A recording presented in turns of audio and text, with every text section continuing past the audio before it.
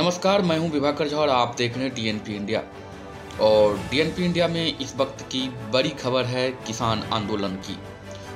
दिल्ली के सभी पांचों पॉइंट जहां से दिल्ली की ओर प्रवेश कर सकते हैं, किसानों ने घेर रखा है और उन्होंने घोषणा की है कि अगर उनकी मांगों पे विचार नहीं हुआ तो वो दिल्ली का हुक्का पानी भी बंद कर देंगे। और इसीलिए दिल्ली में भी अब सियासी हलचल तेज हो गई है और रात भर किसानों की समस्याओं, उनकी मांगों को लेकर वार्ता का दौर जारी रहा। अलग अलग नेताओं के घर बैठकों का दौर चलता रहा और क्या निर्णय हो, इस पे अभी भी सियासी पेंच फंसा हुआ है। किसानों की अपनी मांगे हैं और उन मांगों को लेकर वह जिद पर अड़े हुए हैं कि जब तक इन किसी बिल को खारिज न किया जाएगा तब तक ये आंदोलन जारी रहेगा। और सबसे जो अहम बात थी, कल किसान यूनियनों की आपस में जो बात हुई, उसने उन्होंने गृह मंत्री अमित शाह की उस शर्त को सिरे से नकार दिया कि वह बुराड़ी मैदान में जाए और आंदोलन करें। हालांकि किसानों ने कहा है कि ये उनके लिए खुला जेल है और वहाँ आंदोलन वो नहीं कर सकते, उन्हें जंतर मंतर पर आंदोलन की अनुमति दी जाए। इन सब के बीच पीएम मोदी का आज वाराणसी दौरा है और वह वाराणसी पहुँचेंगे। देव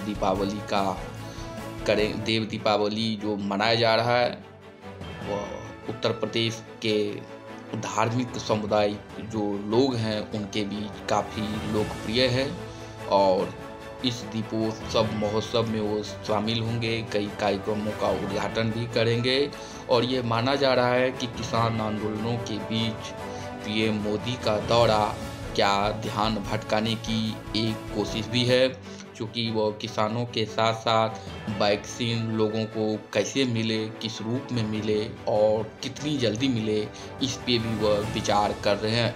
तो पीएम मोदी के सामने एक साथ कई चुनौतियां हैं। पहला तो किसानों की समस्या, और वहीं कामकाज बाधित हो रही है। कोरोना के व्यापक विस्तार को रोकने के लिए वैक्सीन भी उतनी ही ज़रूरी है। तो वैक्सीन कैसे मिले और किस रूप में और कितनी जल्दी मिले, इस पे भी पीएम मोदी की नज़र है। तो ये तो रही पीएम मोदी की बात, लेकिन सवाल फिर यही उठता है कि किसान जो अभी आंदोलन कर रहे हैं और सरकार के साथ उनकी प्रारंभिक वार्ता तो फिर विफल हो गई है। किसानों का आरोप है कि अभी जो बातचीत हो रही है सरकार के साथ, वह कोई किसान नेता नहीं है, वो फेक नेता है और उनका किसान और किसानी से दूर दूर तक कोई नाता नहीं है।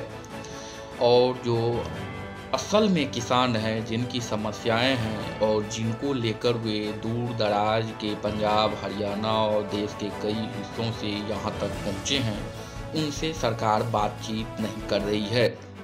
तो ये उनकी मांग है। और अभी जो खबरें आ रही है वह यूपी के गाजीपुर बॉर्डर से भी आ रही है, जहाँ पे भी किसानों ने तांडव मचाया हुआ है और दिल्ली जाने की जिद पर बैठे हुए हैं। उनके लिए लगाए गए बैरिकेड को उन्होंने तोड़ दिया है, उठाकर फेंक दिया है और दिल्ली जाने के लिए अड़े हुए हैं। फिर सवाल ये है कि जब दिल्ली आएंगे तो फिर क्या होगा। किसानों की पहली प्राथमिकता है कि किसी भी तरीके से दिल्ली को बंद कर दिया जाए। अगर दिल्ली बंद हो जाएगा तो सरकार बातचीत के लिए बाध्य होगी। यही कारण है कि वो सभी जितने भी चेक पॉइंट है जहां से वह दिल्ली में प्रवेश कर सकते हैं, उन सभी चेक पॉइंटों पर उनका धरना प्रदर्शन अभी जारी है और हर हाल में वो दिल्ली कूच करना चाहते हैं।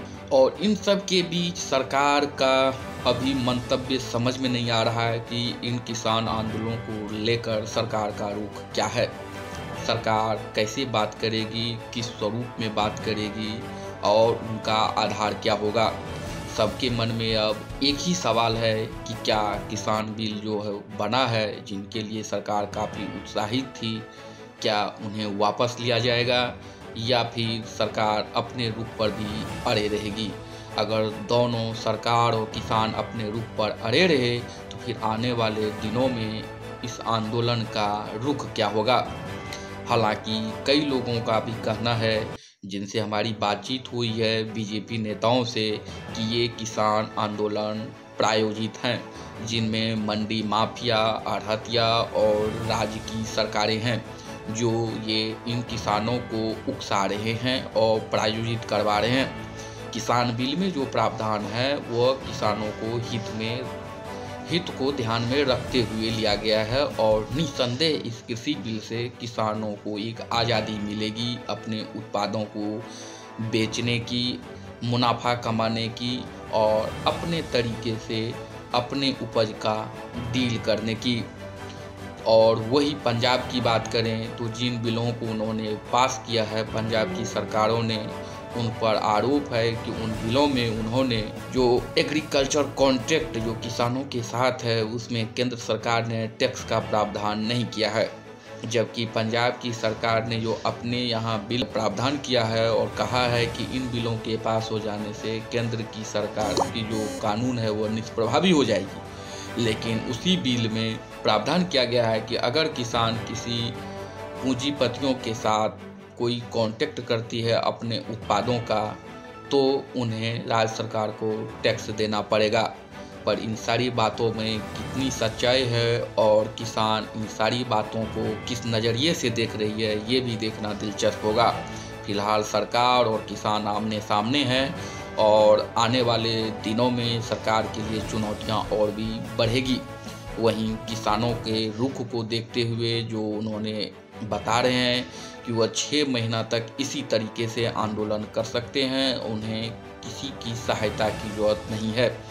तो दोनों की अपनी अपनी मांगें और दलीलें हैं, पर वास्तविकता क्या है और बातचीत का स्वरूप क्या है और इसका हल क्या निकलेगा, इन सभी पे हम लोगों की नज़र रहेगी।